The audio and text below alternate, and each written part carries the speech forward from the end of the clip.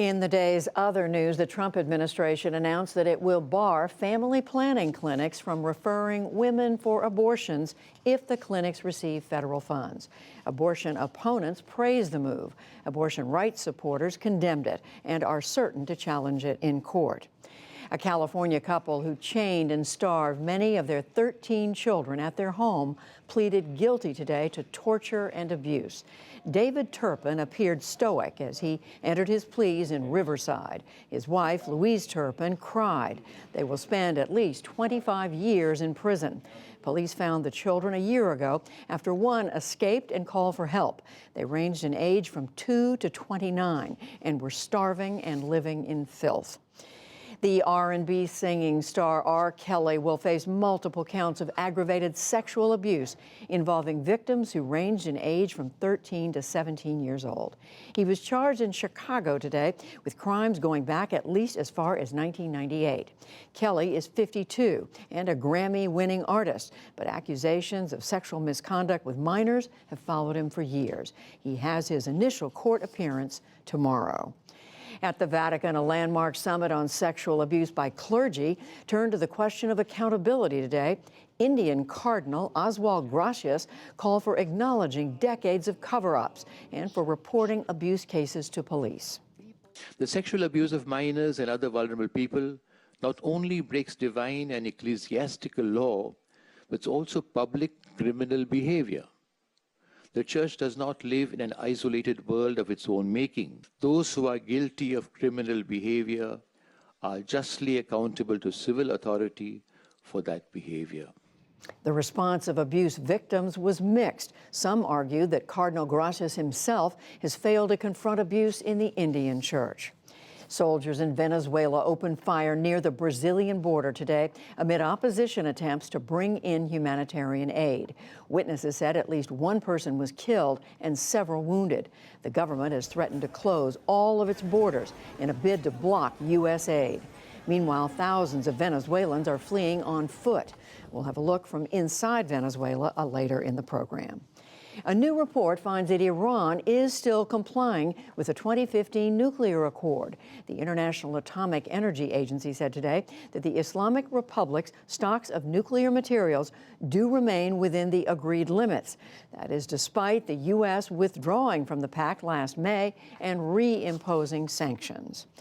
Israel's first lunar mission is on its way to the moon. The lander was aboard a SpaceX rocket that blasted off from Cape Canaveral, Florida last night. The nonprofit group behind the project celebrated. I witnessed the Apollo landing as a child, and I dreamed to be at this situation of launching my own spacecraft. I've been working the project for 5 years. I joined 5 years ago, and we were dreaming about this moment. The Apollo missions of the 1960s and 70s made the trip to the moon in 3 days, thanks to giant Saturn V rockets. Without that kind of boost, the Israeli craft has to orbit Earth in growing circles until lunar gravity finally pulls it in April. Back in this country, police in Jupiter, Florida, are charging the owner of the New England Patriots football team, Robert Kraft, with soliciting prostitution. They say that he was captured on camera at an illicit massage parlor as part of a crackdown on sex trafficking. The charge is a misdemeanor. The 77-year-old Kraft denied any wrongdoing today. The actor Jussie Smollett's character has been cut from the season's final 2 episodes of the Empire TV series. The executive producers announced it today after Chicago police charged Smollett with staging an attack on himself. Smollett's lawyers say that he maintains his innocence. On Wall Street, stocks gained on hopes that the U.S.-China trade talks could reach a deal before more U.S. tariffs take effect. The Dow Jones Industrial Average gained 181 points to close back above 26,000. The Nasdaq rose 67 points, and the S&P 500 added 17. And 10 U.S. airmen from World War II were honored today for sacrificing themselves to save a group of English children. On February 22, 1944, the crew deliberately flew their damaged plane into trees in order to avoid a park. Today, U.S. and British aircraft made a special flyby over the city of Sheffield, England, in tribute as thousands looked on. Tony Foles was one of the children whose life was spared that day. He's now 82. I would never, ever dream of taking my own life like these did. You know, I feel, and I've always felt, that I killed these. It's something I have always thought. I've always had guilt in my mind.